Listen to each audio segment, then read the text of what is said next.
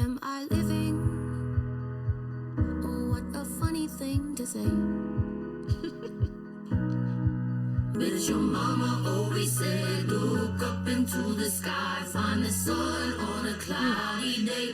How's your tea? That is Delicious. I know. I've never experienced an Apple pie. like honestly, I feel like I'm drinking tea. it. Just put some cream in it and I'm here. Oh my God. Love it.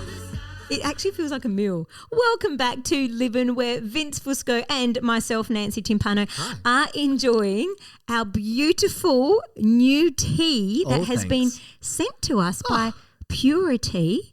Bless you. This apple pie one is to die for. Oh my gosh, it's actually a dessert in a liquid form, hot. Oh my God. But how am I going to go back? I don't know. I can't know. now. We've got others to try though. So my far goodness. we are ticking boxes, Can I tell Purity. you- Thank you very, very much. Massive thank you, Purity. I'm very excited for the green apple and papaya one Yes. next. That's the one I want to try next. Another one that I need sometimes, chillax. Chillax. You know, Yes. chillax is one of my favourite words, I think. Like, I remember that started probably when I was in Yeah. high school. Chillax. Can you remember. chillax? I know. Do you remember? Guys, welcome to a new episode of Living. Just hi. welcome. Hi, Nance. How are you? Good. Excellent. They're better now after this tea. For sure.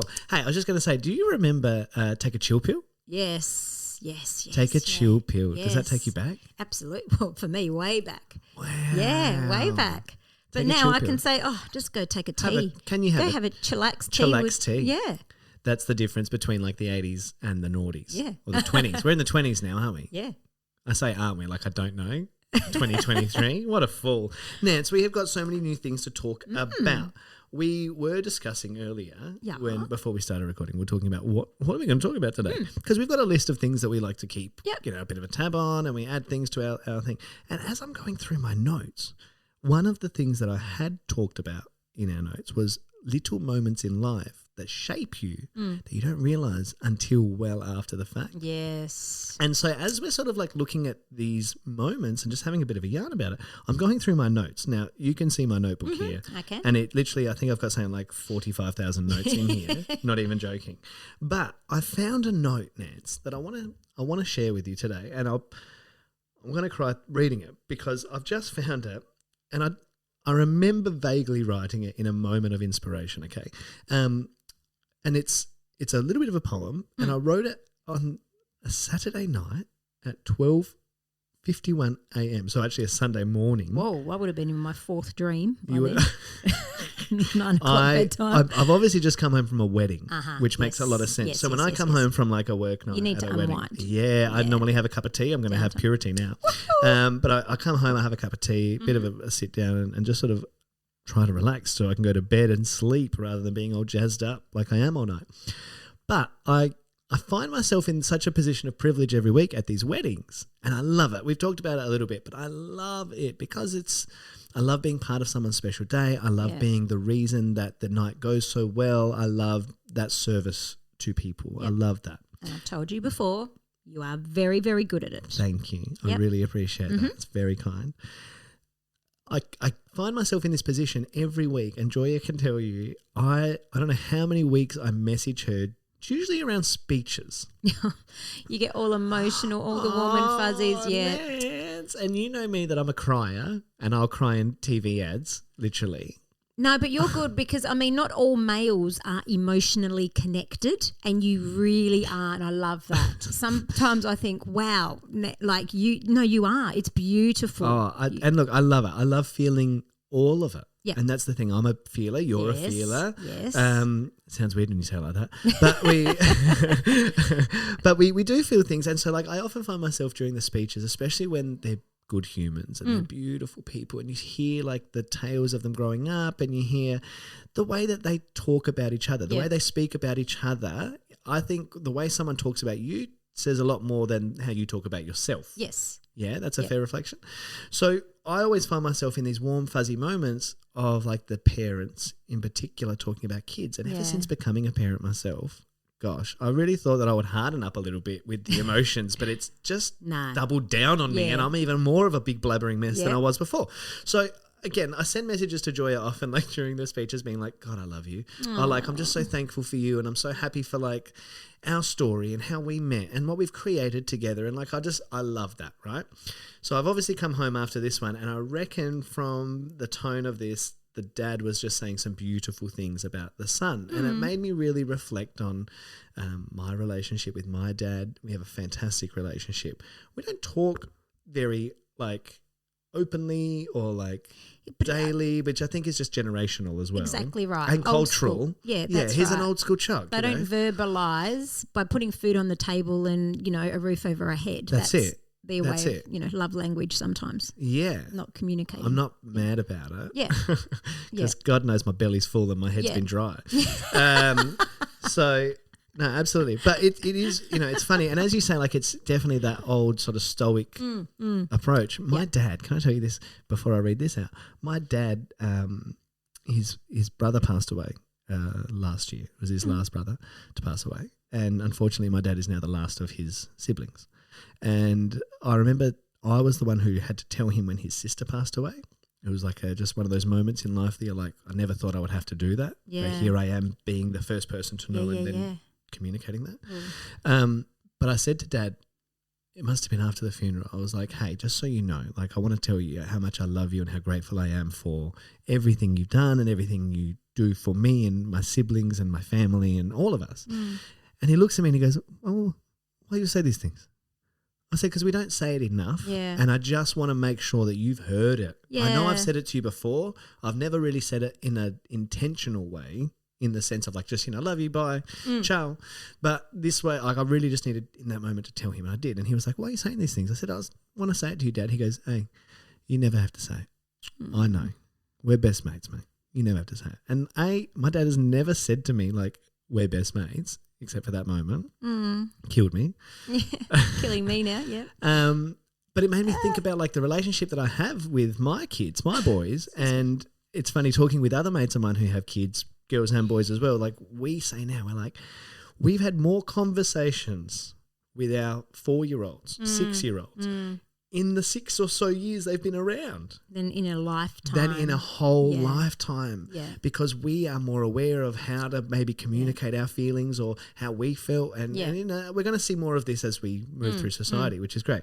But I want to share this with you if I can. Please. Maybe I should. No, I will.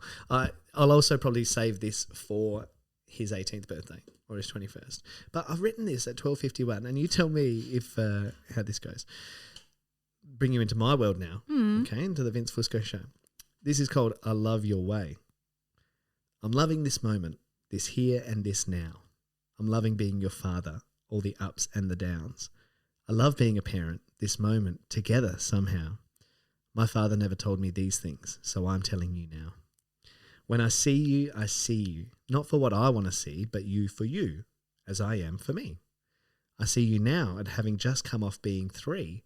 I'm 4, you'll declare with a cheeky smile. You gleam knowingly, as if you've been here before and you've got it all figured out, but please, my boy, don't be afraid to ever let me help you out. I see you, I hear you, for you. You are wise beyond your years, it's scary. You are braver than I ever was or have been, it's inspiring. You are sweeter more naturally in the way you feel your emotions, it's disarming. And alarming how quick we forget the way that it feels to feel. You are teaching me things, giving me new perspective of lights in the sky and stars in your eyes, as if you're extraterrestrial in this plane, but with knowledge of certainty contained in that brain. It's powerful, your mind. Your heart and your mind are best friends and worst enemies, but you are extraordinary when it comes to your personality, emotive, captivating, driving, playful, and loving. I promise to meet you where you are always, and be there always to understand, hold, and guide you on this journey. But remember, this moment, this here, this right now, this is temporary. So if all I have is right now with you, then let me say all the things my father didn't say, and I'll start with, I love your way. Wow. And now I'm just going to go sit over here and cry. Beautiful, Vince. What? Beautiful words. Thanks, Nance. And even just like reading that back, like that's exactly how it feels. It's so overwhelming being a parent, isn't it? It is. And that, that hits a nerve as well for me as well, because as you know, I lost Dad at 13, but maybe Dad was more of the communicator than Mum emotionally, because in those 0 to 13, I remember things, whereas Mum does the things but doesn't verbalise it. Yeah. So now it's been a long, long time since I've heard someone say it, and like those words that you're speaking of, your son. That's that feeling I would get when Dad would put me on the table in front of the cousins and say, dance, dance, dance. Yeah. Because, you know, it's that. Yeah. That beautiful. Wow. It's that's just beautiful. Like, how do you stay aware as a parent yourself? Like with Jaden, like how do you catch yourself or recognize when you are either, I don't know, like communicating poorly? And I'll say communicating poorly in the way that, not the way that we were communicated with, it was very different. But I just feel like we have such a different approach to the past generation, and there is good and bad in that, you know, for different reasons. But like, how do you catch yourself, or what do you do to? Well, I just think it's the simple things, like even growing up, not always would you get put to bed and the words, I love you. I can't actually think of like. It wasn't a habit. No. And even then, like, I think that might be culturally, like, again, no blame. But what I'm saying is now I think I say it minimum 10 times a day. Minimum. Hello, my kids just left this room that we're recording in, and I just said, like, love you, bye. But, like, yeah, it was never like that openly or even like hugs and stuff. Like, we would get a hug. Yeah. But they weren't, I don't know, like I just feel like the time I spent with my kids today, and I think a lot of parents out there are doing the same, like we're really recognising, I think, how valuable it is. Yeah. And like I said in that poem, like I guess this is temporary. Yeah, I know. A big thing for me that I'm just remembering now is I went to a Catholic school growing up, and we'd go on these retreats. 2 or 3 day retreats. And on the last day of the retreat, the teachers would have, without our knowledge, asked your parents to write you a letter. Oh, I love that. And on the last day of the retreat, when you're feeling very connected to your group and teachers and all of that, you know, this thing started happening, which at the time I didn't know about. So these kids started getting these letters from their parents, and I would think, oh, I won't get one because Mum couldn't really write in English very well. Yeah. Dad wasn't around. Dad could write very good English, but, you know, by the time I was doing these retreats, and I think in year 10 or something, I didn't have Dad. And I thought, oh, firstly, damn, like I didn't even get one. Yeah. But then Mum would have gotten one of my sisters to write it for her. But her work, so I'd get one. Firstly, me getting one, that Nancy, here's yours, and I'd be like, I got one. My heart is just dropping already. But then I've still got one, you know, that I've kept, and it was, I think it was in, you know, year 10, 11, 12, and it was just saying the things that I didn't know, like, you know, I'm proud of you. Yeah. I love you. You know, you do us proud all the time. We love who you are, and you're respectful, you're kind, and things like that. And it's like I didn't hear it. They knew it, but she didn't know how to communicate it. Totally. So I remember that vividly, having that letter going like, oh my gosh, I got one too. I love that. Yeah. Like even, like you said, the idea of that you're not going to get it to even hear your name be cold. And be like, Nancy, here's yours. Yeah. That would just be such a beautiful, special moment. Yeah. And I agree with everything you're saying, like maybe they just didn't know how to communicate it. My mum got pretty good, I will say, like, and it must have come through with more of maybe my performance of the competitive ballroom and things like that. Like, you know, I would win and Mum would be like, really proud of you. But that would be like just the line, like, well done, you did really well. Yeah. You know, you worked hard for that. And I would know it was never an easy win in the sense of like it took a lot of practice. They're saying it very easily, but it didn't come easily. No, that's right. But that was really the only, like, it wasn't just like you said it every day, like, love you, have a great day at school. Yeah. Never. It was like, can you get your ass to school? Go. Yeah. And that was it. And then like now it's changed. I think as we've gotten older and maybe as we've been more open with like my nephews, my nieces, my own kids, like all of my siblings are like this now. Like we tell each other all the time. Like we get off the phone, like, love you, like, bye. Yeah. And we say it to the nephews and nieces. And so we do it. And I've noticed Mum and Dad have maybe just not cottoned on, but like it's become more natural because it is part of now our vernacular and vocabulary with each other, which is lovely. Yep. And it's funny how like the writing, I get it in Mum's cards. Like mum's birthday cards every year always have like, we're proud of you and like, something lovely that she can't say. Yeah. Almost like it's just a funny thing like that. But it's so nice to hear it, and it's wonderful to have acknowledgement in that sense. Yeah.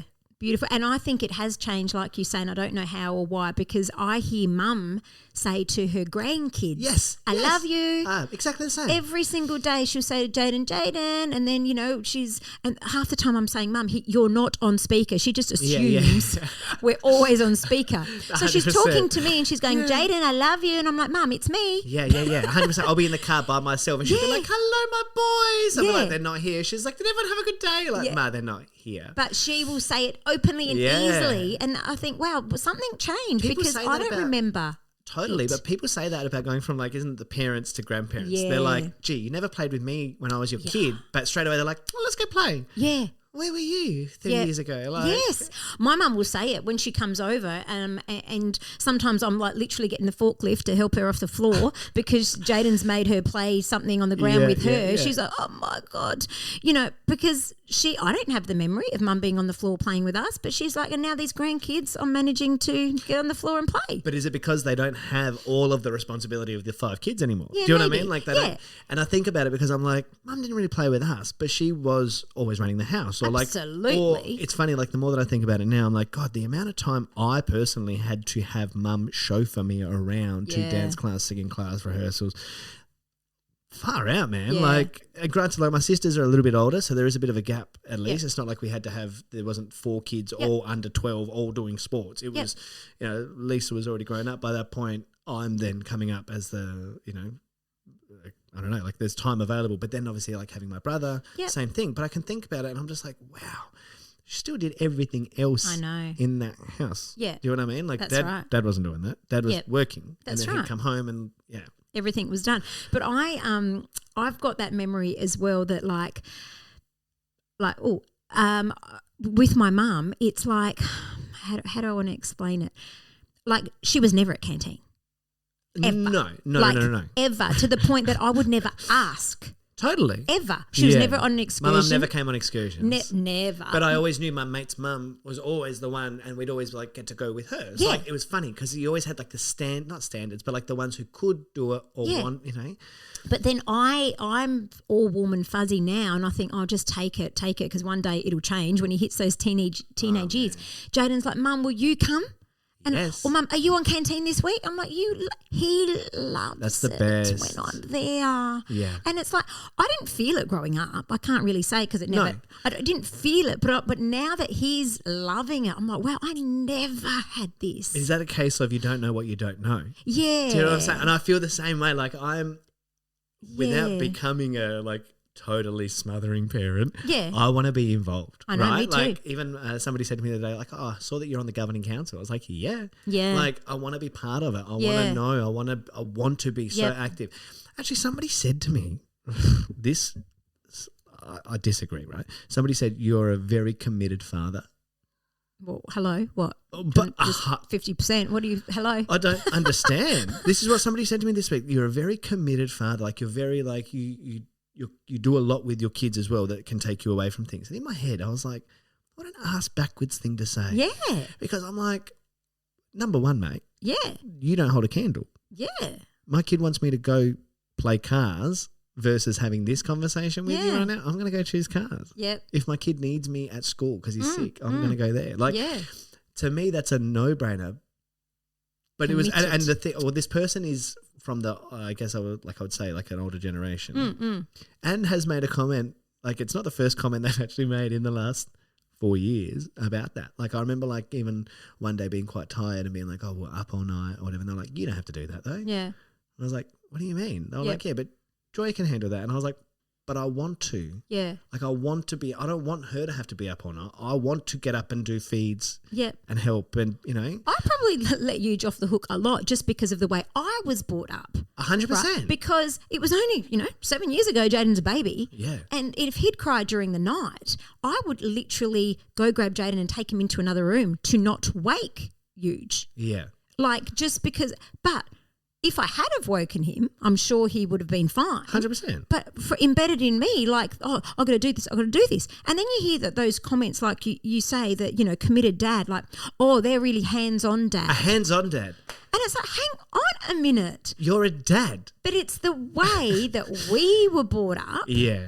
Gender roles. We should, what? Am I meant to be grateful that Yeah. they're helping you're change a absolutely nappy? 100%. No. You shouldn't be grateful. But That's that's right. almost the mentality. Yeah. Like, oh, que bravo. Look at him. He's a hands-on dad. Yeah. And it's funny when people are like, oh, I've got to babysit the kids. I can't come out. But you're not babysitting. They're your children. They're your children. Yeah, I don't understand that. Like, I've got to babysit. But you're not babysitting. No. Blake. I'm home with the kids. End of story. 100%. It just does my head in. But I love it. again, I'm really valuing more than anything this time. Like we said, it's temporary, and like you said, like one time it's going to change in a heartbeat. So we were talking before about sleep and how the kids can come in and, like, you know, we complain about it. We got a bigger bed. We thought it'd be better, and it is much more comfortable. But somehow we still end up on the bloody edges of this king bed, and the kids are two kings in the middle. Good, thanks. But it's, you know, the nights where I'm like, oh, I want you to go back to your bed. And I read something the other day that was like, they won't be there for very long. I know. So don't take it for granted. Yeah. But then I'm like, at what point do I sacrifice my sleep for this moment? But I think that this moment really is far more powerful than that sleep in that second, because it's a blip. It is a blip and it's gone. Yeah. What is it? You get 13 summers with your kids, they reckon. Oh no, that makes me so sad. I know. Well, okay, let me elevate it even more just to break us all down on the podcast today. So they reckon it's like 13 summers with your kids. Before then, they obviously they find their friends. They find their friends. They want to go live their life. And then, like, if we're lucky, we'll have, they say, like 75. So if we get 75 summers, 75 autumns, winters, springs. And I thought about it the other day and I was like, oh my God, I'm over halfway. If that is the, and look, I'm aiming for 105. Yes. I want to be 105 years old. I'm not even talking now, and you know. So anyway, you know. No, I know, but it's yeah. It's that realization that I was like, wow, if I actually quantify it like that, is that just 13. depressing? That's I've already seen the change, Jaden. Like 0 to 4, mummy, absolutely mummy, and then he's like, hang on a minute, Dad's a bit cool. Oh, okay. So hang on. Well, this is very interesting, and because it changes. Yes, but it has to. So we're very much in the mummy phase. Yeah, and. You know, every night, who's putting me to bed tonight? And if it's me, if it's Papa's night, I don't want you. I want mummy. Yeah. And it's really difficult when the two of them just want her at the second. And I get a little bit like, oh, might as well just be chopped liver over here. And I've been reading, Steve Biddulph is a wonderful author. He wrote a wonderful book called Raising Boys. Yes. He's also written son. Raising Girls. I've probably got it up there, actually. Yep. Great chapter in there about these early years, how 0 to 4 is very much mummy I know, for the that's nurture. What I've read that book as and well. about It's fantastic. 5 to 6 is when you're going to start really seeing that change in the boys, where dad becomes the primary sort of role model. And it's funny because I've really found myself struggling in some of those moments where I'm like, I'm useless. Yeah. I'm useless here. And I can see that, like, it's a lot on Joya as well when the boys both coming at her. She's already outnumbered. But it's like, I'm just waiting for that turn. I know. And it will happen, and then Joy will be like, no, come back. Because that's what I'm like. Yeah. Although he still does prefer me to put him to bed, but for everything else, it's dad. And when he's hungry, mum. And I'm the snacks snack lady. Bitch. I am the snack bitch. That's exact. You know what? Yep. I have to realise for now. That's how we feel most of the time, because all these guys do is bloody eat. Yep. That's a whole nother episode. Gosh. But like, that was a lovely episode talking about these little moments. These little moments kids. that, like, and look, I did say little moments that shape us without us realising, and I'm happy that it's taken a turn more so to our kids and our parents, and just a little bit of reflection today. You know, we'll do another episode on the little moments that shape us a different day, I think. But yeah, like, I just think if you have a relationship with your parents, and look, not everybody has a good one, and that's okay too. And even just families, you know, sometimes families are not good for each other. Yep. And that's okay too. Yep. But if you do find yourself in a position with somebody that you love, doesn't even have to be blood related. I've said it before. Ring them, tell them, reach out to them, and say the things that you want to say, because people. That's right. We don't know. We just don't know. It's not forever, is it? No, it's not. Living's gone deep today. Thanks for joining us. I love it. Hey, we I don't know if we need to do a horrendous or tremendous on the end of that. That was so beautiful. I just think it was tremendous. Let's end it. Tremendous week. See you next week, guys. Am I living thing to say. But as your mama always said, look up into the sky, find the sun on a cloudy day, on a cloudy day.